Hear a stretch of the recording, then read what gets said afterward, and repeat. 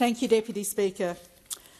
Before I came to this place, for many years I worked in the health sector in South Australia. I ran a large number of services across northern and central Adelaide and some statewide services. Another of my roles included recruitment of overseas doctors to rural and remote South Australia. And this was partly because we don't have enough doctors in Australia and partly because many of them don't want to work in rural and remote areas. So many of these basic services, general practitioners, who often also cover the local hospital, were reliant on being able to recruit doctors and nurses and pharmacists and allied health workers from overseas, who were required to spend at least a few years in rural and remote areas. Health services are reliant on qualified staff to run, and unfortunately, as a country, we have not been training up enough of them for decades. We also have an ageing population, and often with ageing comes an increased reliance on the health system. Bodies wear out, chronic diseases develop, trips and falls become more catastrophic. So we actually need more of these health professionals, and we need them yesterday. There are ethical issues about recruiting precious health worker resources from other countries. They need them as well.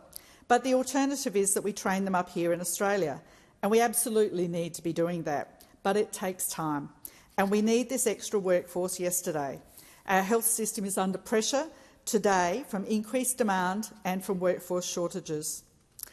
A doctor takes 6 years of university study, then an internship. A GP takes a further 5 years on top of that.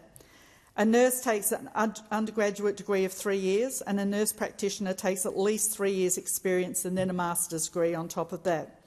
A pharmacist takes a minimum 4 years study plus 1 year intern training program. We are not going to be solving our health workforce shortage here in the next year or two through training up additional workers here, although we absolutely need to be doing that. So when I spoke to the Health Minister a couple of years ago, I was really pleased to hear about the work that was being done on scope of practice across a number of different professions in the health workforce.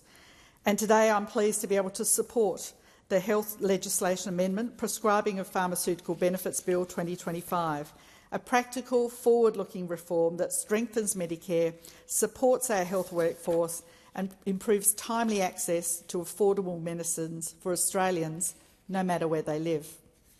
At its core, this bill amends the National Health Act 1953 and the Health Insurance Act 1973 to allow appropriately qualified registered nurses to prescribe certain medicines under the PBS. It's not a radical step. It is a sensible evolution of modern healthcare, one grounded in evidence, informed by expert review and driven by the needs of patients. And importantly, it makes the best possible use of our existing health workforce, which is good for patients, it's good for the health workers themselves, and it's good for our overall health system. The purpose of healthcare reform should always be clear: better outcomes for patients. Today, too many Australians struggle to access timely care. In rural and regional communities, patients often travel long distances simply to obtain a prescription. In our outer suburbs, families can wait days, sometimes weeks, for appointments. This bill addresses those barriers directly. By enabling authorised nurse prescribers to prescribe medicines on the PBS, patients receiving treatment from these clinicians will be able to access subsidised medicines without unnecessary delay. This is about equity. It's about ensuring that where you live does not determine the quality or speed of your health care. And it's about recognising a simple truth. When patients receive treatment earlier, outcomes improve and pressure on the system declines. Deputy Speaker, Australia's nurses are among the most highly trained and respected professionals in our health system. Yet for too long, rigid regulatory settings have prevented many of them from working their full scope of practice, and this bill changes that. It establishes a formal process through which eligible registered nurses may be approved as authorised prescribers, with mechanisms for suspension or revocation if standards are not met. It also ensures that these prescribers are subject to oversight by the Professional Services Review, the same safeguard applied to other PBS prescribers. And to be clear, this reform expands access without compromising safety. Prescribing will remain contingent on appropriate education, competency and registration, requirements already fundamental to safe clinical practice in Australia. In other words, this is reform with guardrails. But this legislation does not emerge in isolation. It implements recommendations from the Strengthening Medicare Task Force and the Scope of Practice Review, reforms designed to empower health professionals and modernise primary care. Those reviews recognise what many clinicians already know. Australia cannot meet growing healthcare demand without using the full capability of our workforce. Designated nurse prescribing will help ease workforce pressures, build long-term system capacity and support sustainability across primary care. And by enabling suitably qualified nurses to expand their scope of practice, it will also support workforce retention issues. At a time when emergency departments are crowded and GP shortages are felt across the country, we cannot afford to leave skilled professionals underutilised. This is smart reform, the kind that improves productivity while enhancing patient care. If there is one place where this reform will make an immediate difference, it's rural and remote Australia. The government has been clear, empowering nurses to practice at full scope will provide more equitable access to treatment for people living outside our major cities. As well as running health services across SA, including some rural and remote services, I also lived in a very small country town for a number of years, providing services into general practices scattered across remote SA. Access to timely health care can be a challenge in remote areas and can require considerable planning and travel. Consider the farmer managing a chronic condition hundreds of kilometres from a specialist, or an elderly resident in a small town whose local clinic struggles to recruit doctors. The young family who cannot afford repeated travel just to renew a prescription. For these Australians, this bill is not theoretical, it's transformational. It means fewer delays, fewer avoidable hospital visits and greater continuity of care within their communities. The Minister's second reading remarks captured the reform succinctly. Empowering nurses to provide safe, high-quality care directly in the community reduces the need for GP visits and long waits in overcrowded emergency departments. And, Speaker, this is precisely the kind of structural reform our health system needs. Too often patients end up in hospital because primary care was inaccessible. Too often GPs spend valuable consultation time on straightforward prescribing tasks when their expertise could be better utilised elsewhere. Allowing trained nurses to manage appropriate prescribing frees doctors to focus on complex care, a win for efficiency and a win for the patients.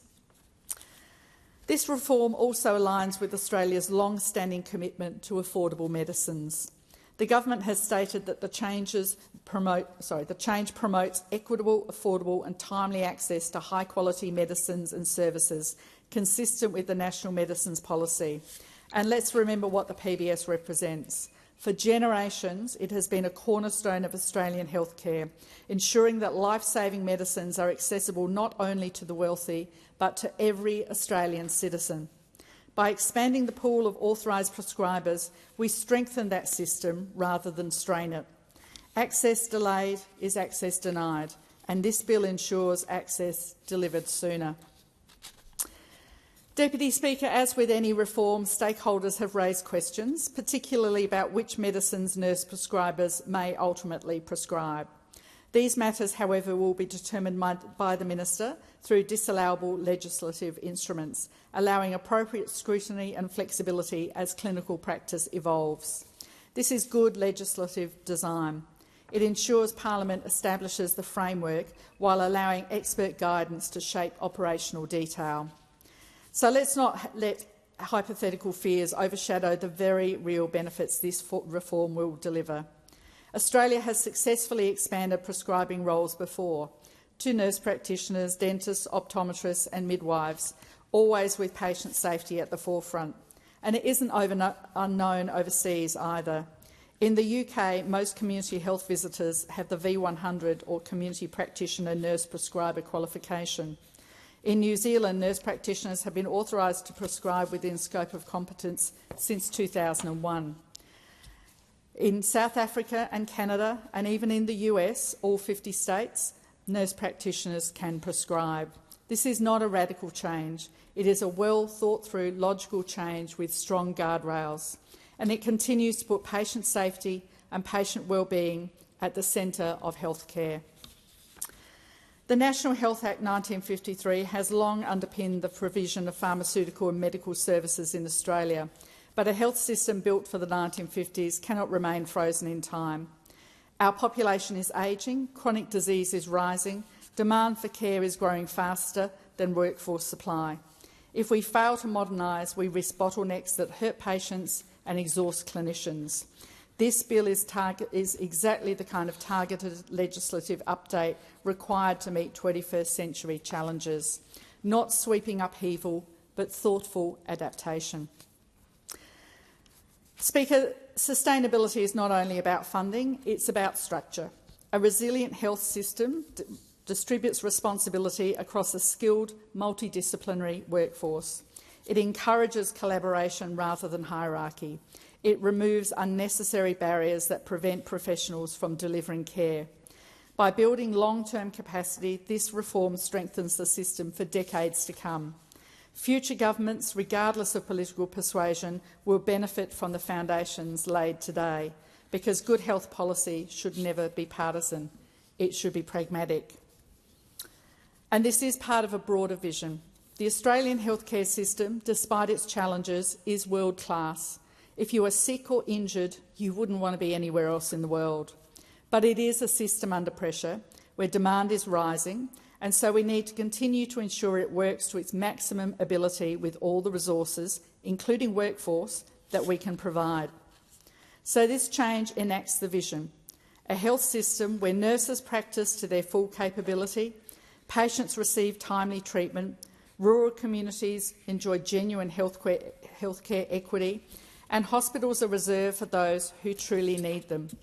This is not an abstract aspiration. It is exactly what this legislation advances. Deputy Speaker, the Health Legislation Amendment Prescribing of Pharmaceutical Benefits Bill 2025 is measured, responsible and necessary reform. It empowers trusted professionals. It improves access to medicines. It supports rural Australians. It reduces system pressure and it strengthens Medicare. And most importantly, it places patients, not bureaucracy, at the centre of care. Parliament is often at its best when it embraces practical reforms that make everyday life easier for Australians, and this is one of those moments. Let us back our nurses and modernise our health system to ensure that every Australian can access the care they need, when they need it, where they need it, no matter where they call home. I commend the bill to the House.